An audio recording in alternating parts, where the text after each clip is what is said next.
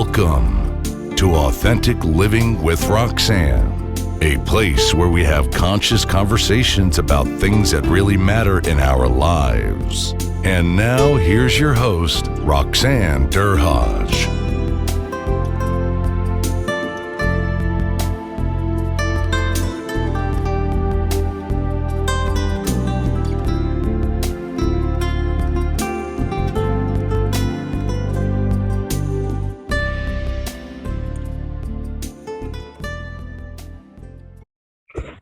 Hi everyone, it's Roxanne Derhodge. Thanks for tuning in again this week. Today I have a colleague, Jackie Ferguson. Jackie and I both belongs to the forum's executive councils, and we were able, and I should say I was privileged to have her as part of a DEI meeting that we had not too long ago, which was really, really well received. So I asked Jackie to come in so we can chat a little bit further about some of the concerns that we're seeing around what she does in her business, the diversity movement around DEI. So Jackie, thanks so much for coming on today and spending some time with us. Roxanne, I'm so glad to be here. Thanks for having me.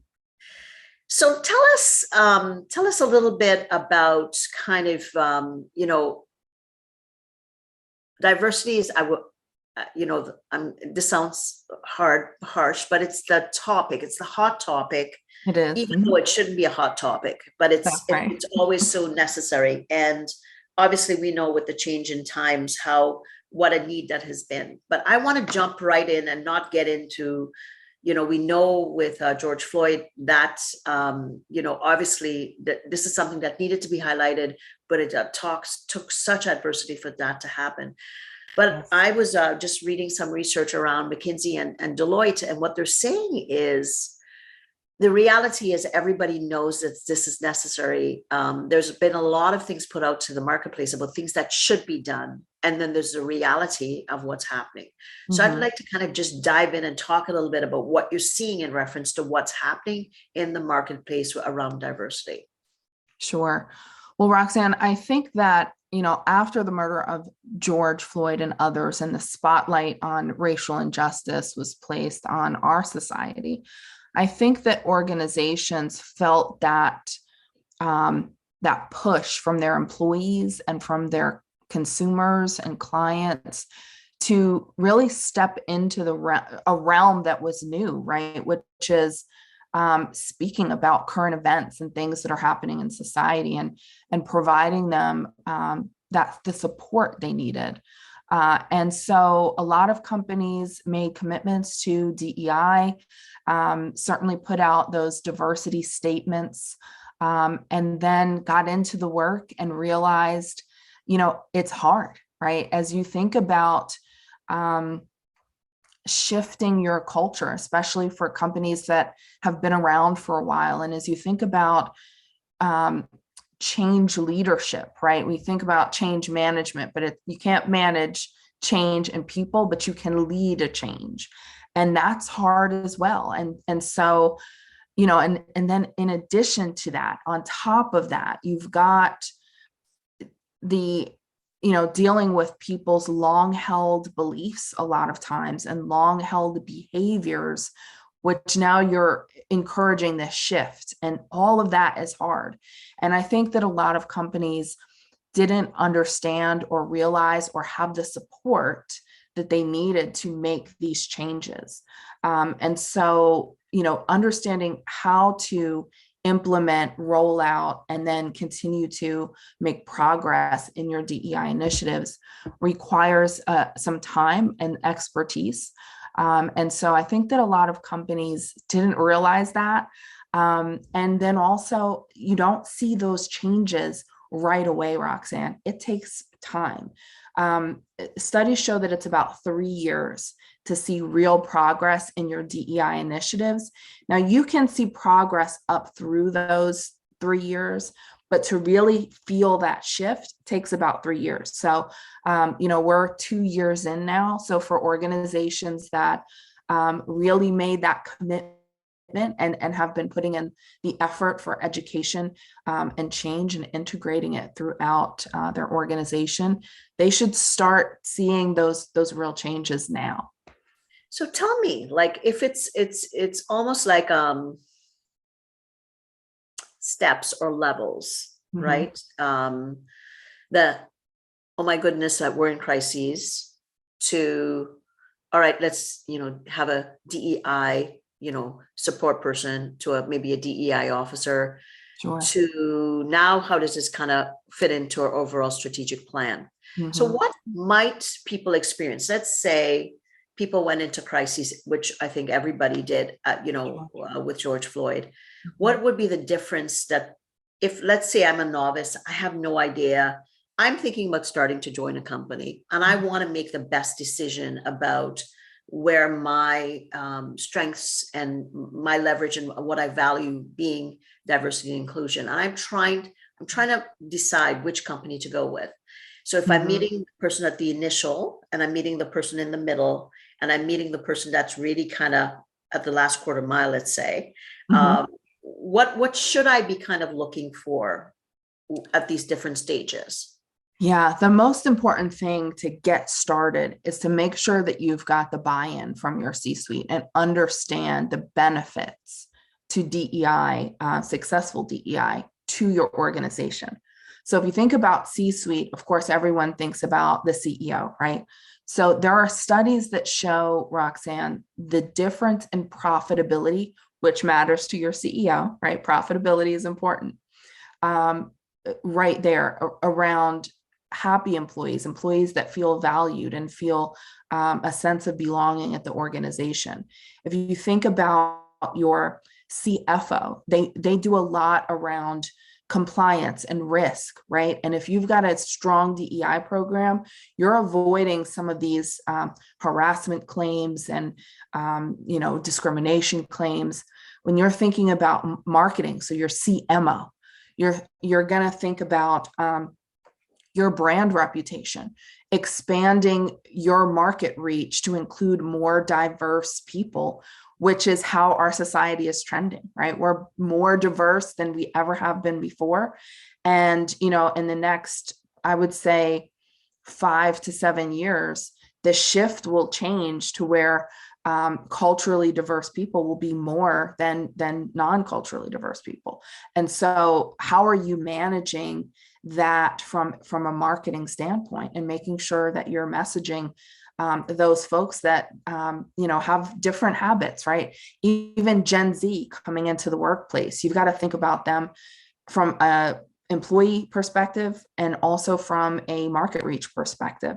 And they want to know that the organizations that they work for and support have those same value alignments that they do, because that's extremely important to them. So as you go through your C-suite, you need to know what message resonates with each of those folks. And then from there, you want to make sure that your DEI strategy is integrated within your organization, your full organization. And Roxanne, the way to do that is to understand your analytics for DEI. So understanding how to measure the sentiment going into your DEI program of your employees. People that are very excited about it, and certainly after all that occurred in the summer of 2020. A lot of organizations that were excited about, implementing these programs thought that their full, employee base was also as excited as they were. And a lot of them found out that was not the case. So understanding what that really looks like, how to communicate is important. And then understand what you're measuring, what you should be measuring, so that you can create a good baseline for where you're really starting, right? A lot of times executives think they understand the sentiment of their employees, right? But sometimes that can be off. And so you want to understand what you've really got, where you're really starting, and then create your plan based on where your organization is. And there is not a one size fits all plan. Each organization is different. The way they communicate is different. The way their culture is built is different. And so it's a one company at a time, one step at a time situation. I'm curious, right? And when you said, of course, the business, the business strategy, if you're speaking to marketing, speaking the terms, if you're talking to finance, speaking numbers, the CEO, you give a synthesis of every kind of, lines that you need him or her to get. Absolutely. What I'm curious about, though, is when you have a diverse C-suite versus maybe a more homogeneous C-suite. How is that? Because I would find that quite fascinating. Because, like, for instance, like, I'm from Trinidad and Tobago, so I grew up diverse, right? Like, I grew up with every color of the rainbow. Like, one friend was Chinese, the other was European. Then there's me. Then there's half African, half Chinese, half Indian. So I'll say that we were always the rainbow because of the diversity that went to the islands.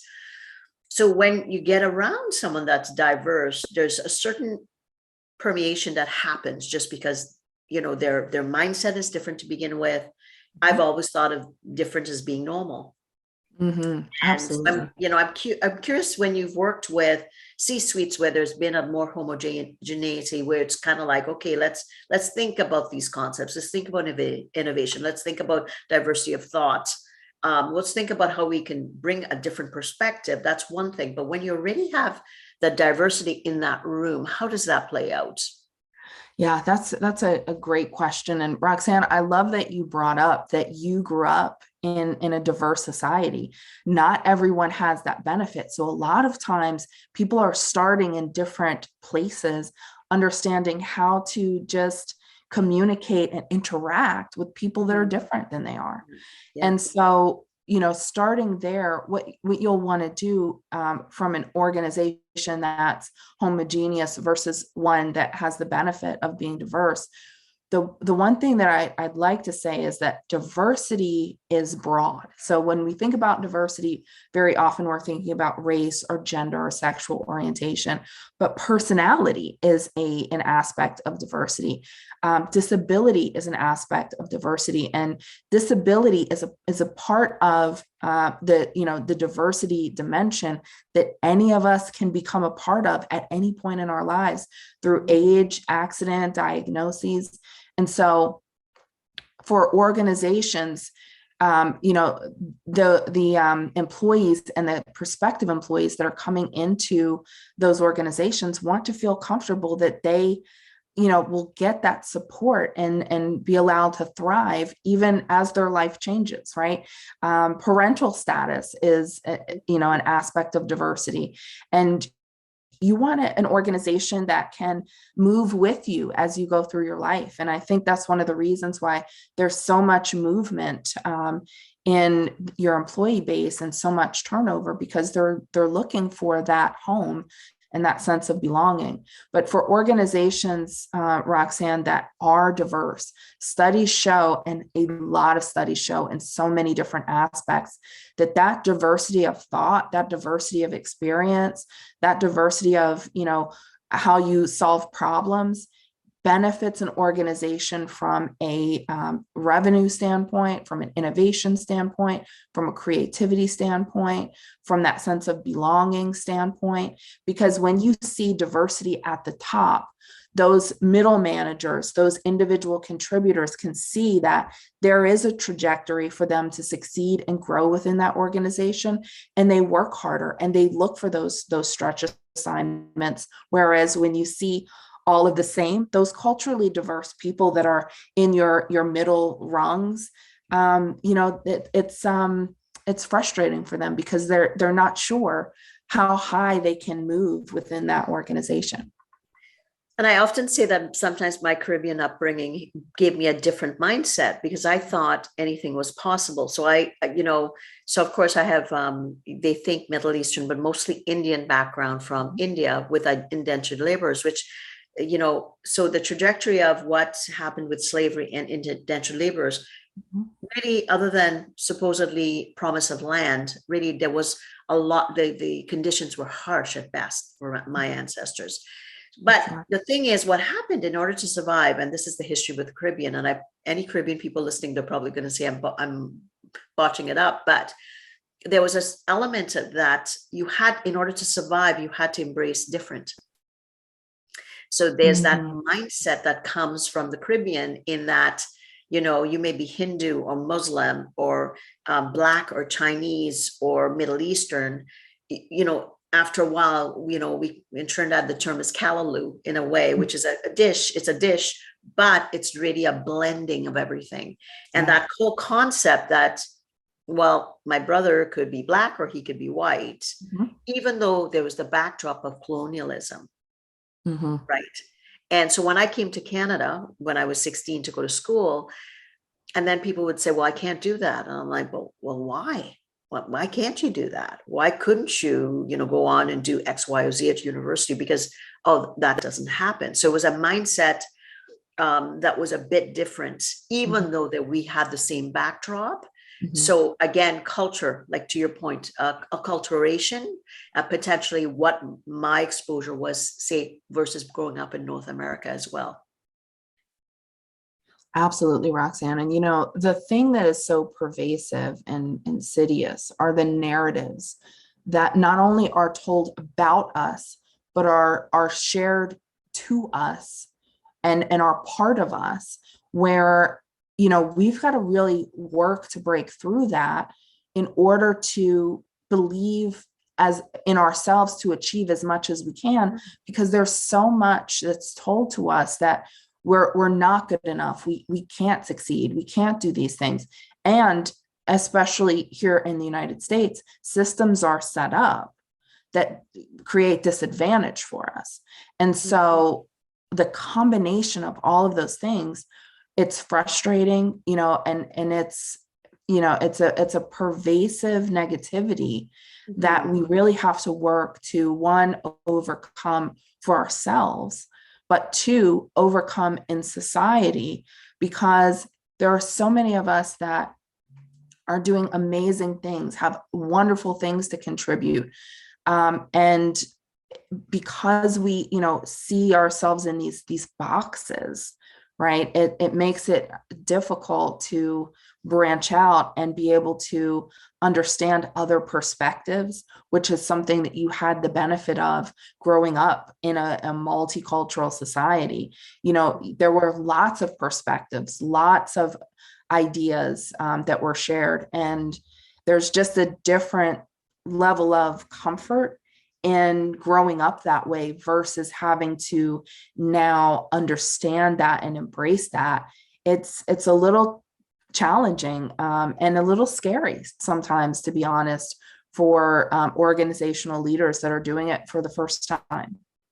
Absolutely. And having those conversations, I said, if you grow up and you're imbued in diversity, you think, well, why is this an issue? And my friends are from Trinidad, and we still get on the line and we're like, why it's so different, even though we know the systemic underpinnings, absolutely. Yes. And that existed in Trinidad as well.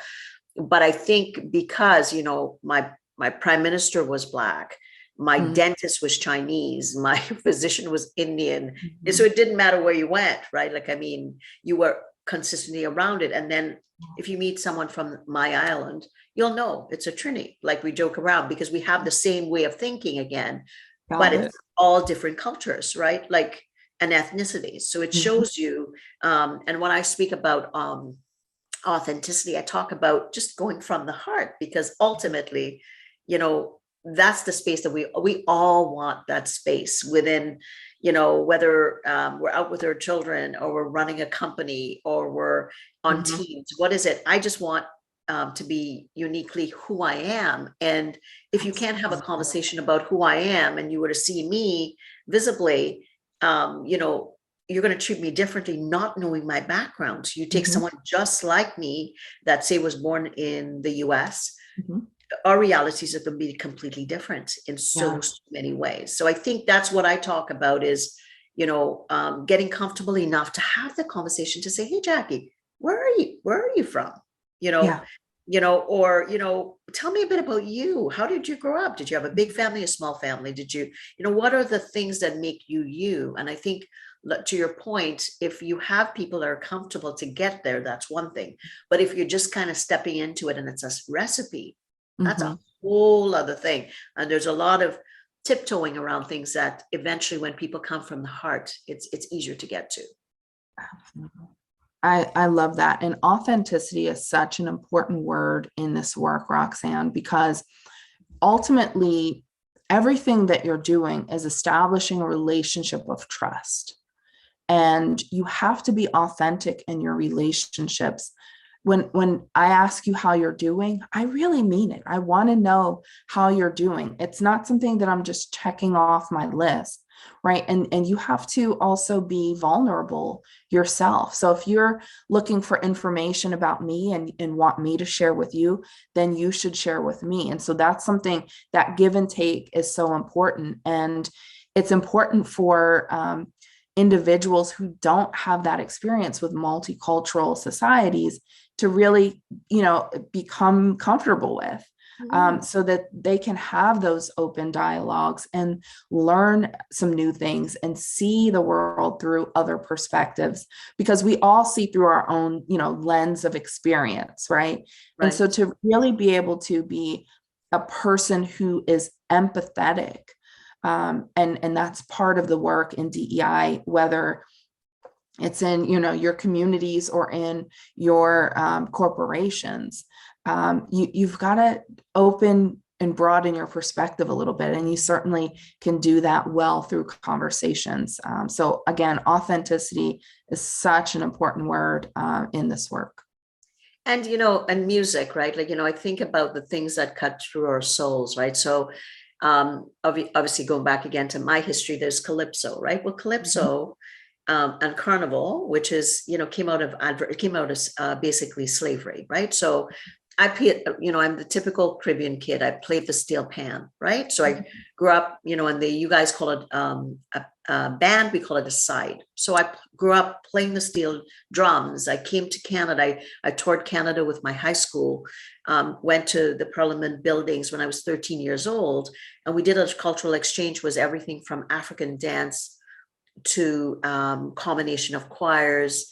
I played, Hava Nagila along with, the Canadian anthem on the steel pan.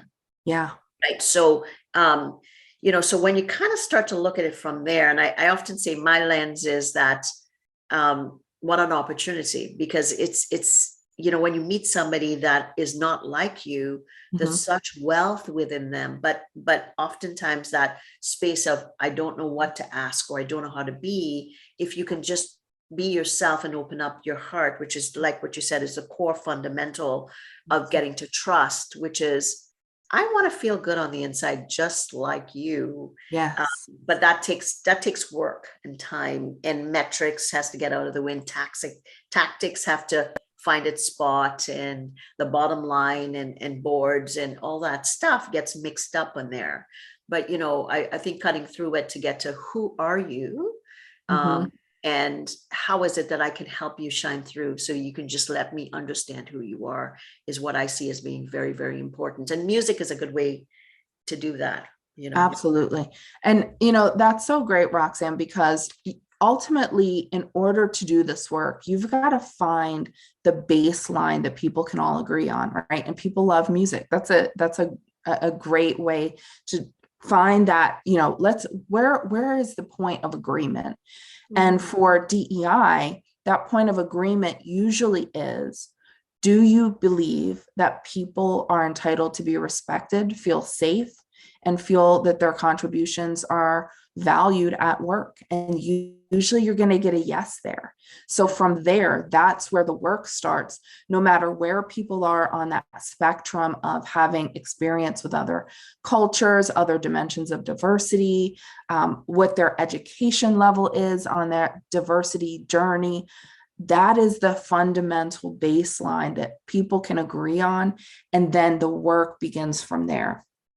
So at the third stage of, like you said, the year 3, I would assume that foundation has been built. So I guess I'm going to assume policies are in alignment. You're going to have some basic communication capacity. You're going to start with your C-suite, like you said, and then obviously then you're going to go to middle management, and front line.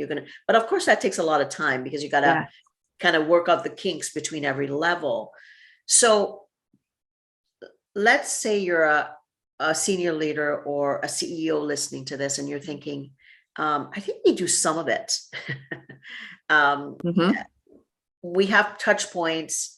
What would your advice be to someone like that to say what I'm listening to Jackie and Roxanne, I'm realizing how many things we have attempted or some of it that we've done well, but boy, we've dropped the ball. And it's not because we're really not trying, but it's Mhm. because we're not aware of some of the things that we should be keeping our eye on. What would you say to someone like that? Absolutely. So a couple of things there, Roxanne. One, you're going to be chasing progress over perfection. You're not going to get it all right. You're not going to hit the mark on every single initiative in your DEI journey that you want. And that's okay. The most important thing is to be authentic, as you said, be vulnerable and share communication throughout what you're doing, why you're doing it, what's been the progress, whether it's big progress, small progress, no progress. Mhm. What are some of the things that you're going to change? What are some of the things that you're going to try? That communication is key throughout your entire DEI journey, because you've got to gain buy-in from C-suite to your middle managers, which are a very important part of the process because they ensure that DEI strategy is rolled out day to day and acted upon by your individual contributors.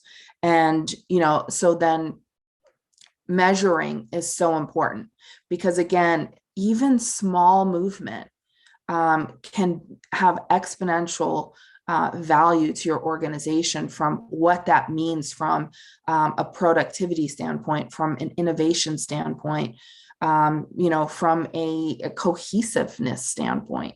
And so you're going to want to make sure that you're measuring everything from your diversity data to your um, equity policies. For example, if you look at your HR policies, many of those policies have been pulled in from, other organizations or the organization you worked in before. It's been the same, time off policy for 20 years, right? But those policies need to be reviewed because, our families look different. Our lifestyles are different. The things that we're responsible for are different. And we want to make sure that those policies are reflective of, who we are as individuals and as families that are part of the organization.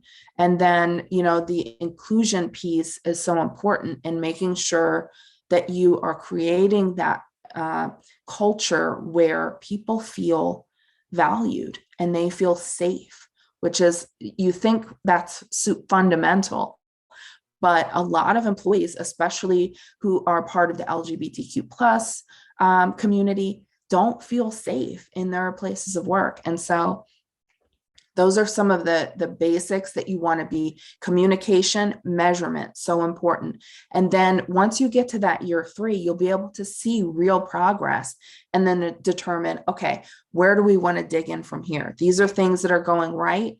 These are things that we've not been super successful at yet. Let's, do some remix of what our plans and strategies are, and, dig into this new paradigm. But again, DEI is a journey. You're never going to get to the finish line. It's continual. It's a process. It has to do with people, and people are evolving, and our society is evolving. And so you've got to just maintain your commitment to that journey.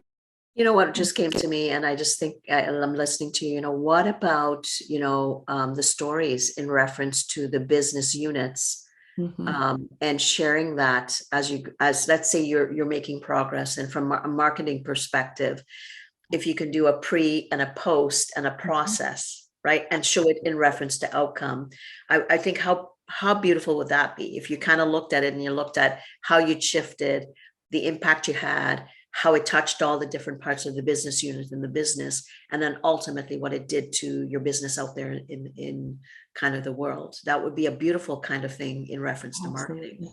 Yeah. Roxanne, that's absolutely right. And again, that story should be told. That communication should occur internally. It should occur externally, because if you're thinking about, your existing employees, They want to know, what are we doing? We've got these extra things that we've got to learn, and we've got to implement, and we've got to do. So what's the progress that we're making as a whole? And then also the external communication is equally important, from your brand reputation, from how you're recruiting the best and the brightest who are prioritizing DEI in the companies that they want to work for. And so that communication piece is so important. And share those stories, share your progress, share your wins, share the things that haven't gone well, that you're going to try a different way.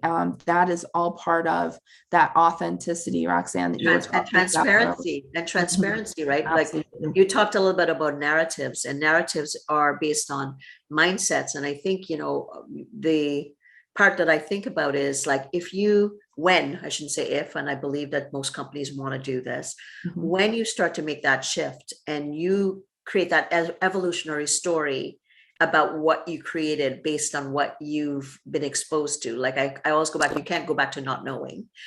And then you let people know as you go along, and then you ask for feedback, obviously, in whatever way that works for your organization, the breadth and depth that you can get to. And even for things that you think you're doing well, and then you realize, boy, that's not working so well, because people are going along and they're being complicit, but in fact, it's maybe helping 45% of the people, but not the other 65. To tweak those things become very, very important. And I think, the stories, the how you're seeing the brand, how people are perceiving you, how, across from the, lunch table now, if people are back together at work, they can be able to talk about it, versus thinking, oh, well, I can't ask Roxanne that because I'm not sure she's going to say that. And maybe I'm going to put her off, because if you're coming from a place of, I'm just a normal human being that really, really wants to know who you are, Jackie, that comes across from a different, deeper soul space as well. Absolutely. And Roxanne, that made me think of growth mindset, right? We as leaders have to have a growth mindset in order to move our organizations into, this next 10 years. We have to create sustainable business. And part of creating sustainable business is understanding the shifts and the trends that are occurring in society, and, trends in how we work, trends in how we absorb data and information, trends in what we do in our downtime. Those things change over time, right? And one of the examples that I use so often is Blockbuster, right? And I'm a Gen Xer, and I remember spending my Friday nights at Blockbuster, getting my, 2 new releases in my Skittles, right? And now, the situation that occurred was that Netflix went to Blockbuster, and Blockbuster said, no, that's not going to change, right? And unfortunately, that's what happens with some leaders now around DEI. I don't know that I have to get into DEI, right? And so, but unfortunately for them, that is going to create issues with longevity of their business, because, again, with Gen Z coming into the workplace, where they want to work, the brands they want to patronize have to be really aligned with their values differently than any other generation before. And so to create sustainable business, you have to have that growth mindset, and DEI is part of that. And I think, a lot of companies have been successful without the strategy in the past, for them to be aware that it's looking at, to your point, is if diversity and inclusion, we're knowing that, like you said, the demographic of the world is shifting. Yes. And I know definitely the US probably the same. So if that's the case, you can look at it and say, oh, well, we've been successful. Or you can say, okay, what is it that I need to be aware of? And if I'm not so good at collating the information, what pulses do I have to make sure we have out there, so that things are coming back to us that maybe we're not even thinking about. And I think sometimes the Gen Zs are the best for that, in Mhm. that they're like thinking in such a different way. And talking to younger generations, it's sometimes I think, wow, how do you think like that? Because Mhm. they have such Absolutely. a different perspective, right? Right. So I think it's you're right. Diversity of thought, it comes in packaged in so many different ways. So it's not just a racialized. That's obviously that's the biggest one that's imminent, but it's all around us. But ultimately, it's understanding that individual and what they're going to bring with them, regardless of what diversity, whether it's invisible or visible, that they're bringing out there to the workplace. Absolutely, Roxanne. That's well said. Well said. So I know you and I could probably keep chatting. Now, for people that are interested and are thinking, well, we're at different points, like Jackie's saying, that they're wanting to maybe reach out or consult, kind of know where they're at. Where's the best place, Jackie, for them to get a hold of you? Certainly. So you can go to the diversitymovement.com and just reach out to us there. It'll give you lots of great information for free. You can go to our webinars. We do webinars every month. We provide lots of free content that will help you on your journey. And then you can certainly reach out to us and we can talk to you about what might be right for your organization. And again, every organization is different. There is not a cookie cutter approach. So we'd love an opportunity to just have a conversation with you, see what your goals are, and help you work towards them. Well, thanks so much again. So what am I walking away with? I'm walking away with it's not perfections, it's progress. Okay. Look at where you're at. Tell the stories like we talked a little bit about. And, as the leader or part of the C-suite, think, what is it that I can bring forward that might help others, even though I'm thinking I may not be diverse. It may be something that you've experienced when you're out there in the world and you think, wow, this is something I'd never thought about. Bring it back, have that open conversation. And I think we all have to be open to the fact that we're going to learn till the day we die. So just be recognizing that wherever you go, if it's an experience in the world or, seeing someone interact differently, bring it back, have conversations about it. And because ultimately, like we said, all we want to do as human beings is to have that experience of being accepted out there. We want to be valued. We want our lights to shine. Yes. And allow that space within your companies, and reach out to Jackie if that's something that you're wanting. With myself, I talk about authenticity. I talk about my book, The ROR, which is the Return on Relationships, is about to be released. So if you're wanting to know about authenticity in your relationships, just go to roxannedurhage.com/quiz with one Z, and it'll pop you right into a little assessment. We'll send you some information. Again, Jackie, thanks so much, and take care, everyone. We'll chat with you soon. Okay, bye-bye. Bye.